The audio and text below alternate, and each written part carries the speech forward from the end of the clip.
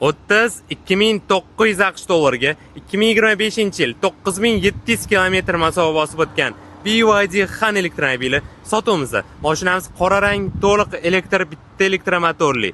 Zapas xodi 701 kilometr. Mashinamiz firmenniy diska balonlarda, balonlari Michelin. HDR displeylar mavjud. Panorama lyuklari bor. Beskluchovoy dostуп, slepoy zona, 360 gradus kamera, hamma kerakli navorotlari bor. Kuzovlarni ko'rib o'zingizlar baho bersanglar bo'ladi.